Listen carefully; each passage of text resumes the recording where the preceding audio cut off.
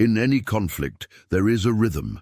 The person who controls it wins. This is not a metaphor. It is a fundamental law of engagement. Amateurs focus on the what, the words to use, the points to make, the force to apply. They exhaust themselves in a flurry of chaotic action. The master strategist is different. The master focuses on the when. They understand that timing is the invisible weapon that determines the outcome before the battle truly begins.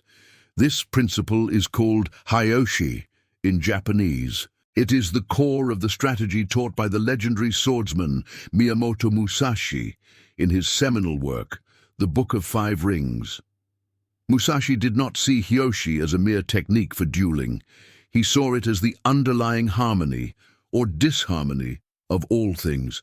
In music it is rhythm, in dance it is cadence, in combat it is the timing that separates life from death, and in your life, in your negotiations, your arguments, and your professional confrontations, it is the single most overlooked source of power. Your opponent is obsessed with their own momentum. They are predictable. You will learn to see their rhythm, disrupt it, and impose your own. Today, we dissect 3 applications of Musashi's Hyoshi. Pay attention.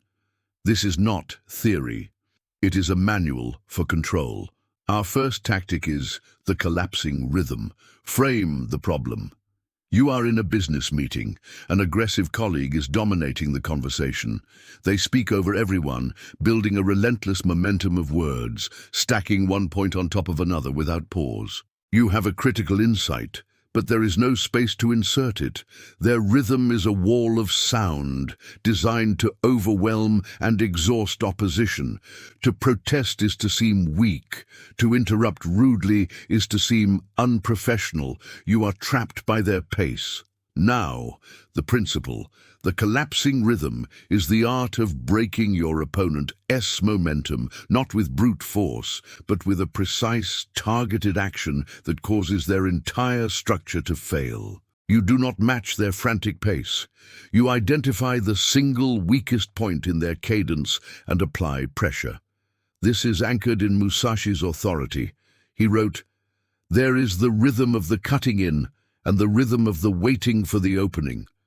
He trained to see the subtle shift in an opponent's posture, the slight hesitation at the end of a sword stroke, the moment of overextension. He struck not where the enemy was strong, but where their rhythm had momentarily faltered. He collapsed their attack as it reached its peak. Here is how you reinforce this takeaway. In that meeting, as your aggressive colleague barrels forward, you do not try to speak louder or faster. You observe. You listen for the fractional pause they take to inhale. In that exact instant, not before, not after, you interject. But not with an opposing statement. You use a calm, surgical question. "Sarah, that's a powerful argument. But how does that specific proposal integrate with the Q3 budget constraints we just confirmed? See what has happened. You have not been rude. You have been precise. The question is relevant and logical, but its timing forces them to halt their verbal assault. They must stop, process, and reformulate. Their rhythm is broken. The wall of sound has collapsed into a single, manageable brick. You now control the flow of the conversation. This control is not about aggression. It is about precision. If you are beginning to understand the power of this distinction, take a moment to consider how you will apply it. The path to mastery is through deliberate practice. Our second tactic, the unexpected rhythm. Frame the problem. You are in a heated argument with a partner or family member. Their voice is rising. They are escalating, pulling in grievances from the past, their words coming faster and faster. The rhythm of the conflict is chaotic, emotional, and accelerating toward a point of no return. The natural response is to match their energy, to defend yourself at their pace, to raise your own voice. This is a fatal error. It cedes control of the rhythm to them. The principle is the unexpected rhythm. When your opponent expects you to accelerate, you stop. When they expect a shout, you offer silence. You create a vacuum where they expect resistance. This void unbalances them. causing their emotional momentum to lunge into nothingness. Musashi anchored this in the concept of the void. He wrote, "By knowing things that exist, you can know that which does not exist." In a duel, when an enemy rushes forward, a sudden, complete stillness from Musashi would be utterly disorienting. The opponent, expecting to meet steel, would find only air. Their form would break, their mind would falter. Reinforce the takeaway in your own life. As your partner's volume and pace intensifies, you do not match it. You become physically still. You hold their gaze without aggression. You let their words wash over you, and when they finally pause, expecting your counterattack, you give them nothing. You allow 2 full seconds of absolute silence to occupy the space between you. The silence is a presence. It is deafening. Then, in a low, measured tone, you say, "I hear how angry you are. Let us focus only on the one problem we need to solve right now." You have refused to join their chaotic rhythm. The silence and your sudden calm is the unexpected move. It breaks the emotional spiral and forces a complete reset of the engagement. You have weaponized stillness. Our third and final tactic for today, the foundational rhythm. Frame the problem. You are preparing to negotiate a higher salary or the terms of a critical deal. You know the person on the other side is decisive and prone to shutting down requests quickly. Their default rhythm is one of dismissal. They want to say no and move on. If you allow them to establish this rhythm, the conversation is over before it begins.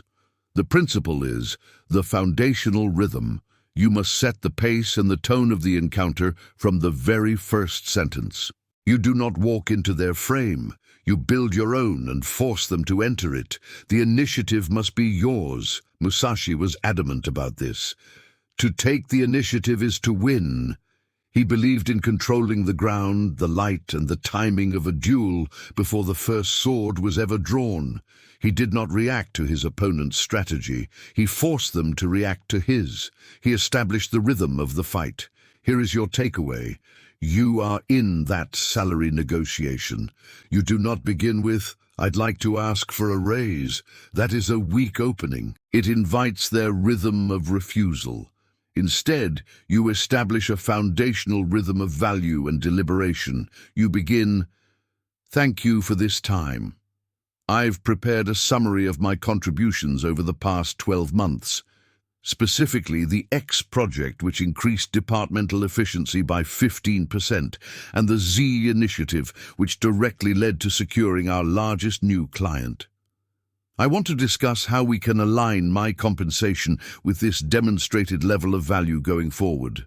The entire frame has shifted. You have established a rhythm of methodical, evidence-based discussion. You are not asking for a favor. You are conducting a strategic review. They cannot simply say no to a list of facts. They must now engage with you on your terms, at your pace. You set the foundational rhythm. You control the ground. These are not tricks. This is strategy. The collapsing rhythm breaks momentum. The unexpected rhythm uses silence to diffuse escalation. The foundational rhythm seizes control from the very start. In every interaction, there is a pulse, a cadence. Most people are deaf to it. They are slaves to the rhythms of others. But you will not be. You will learn to listen.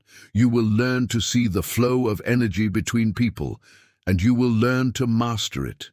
This is the discipline of Hyoshi.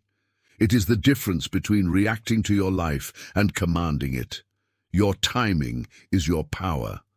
When have you used timing to your advantage? Share your story below. Your experience becomes a lesson for all of us. Subscribe for more lessons in strategy and discipline. The path is long, but the rewards are absolute.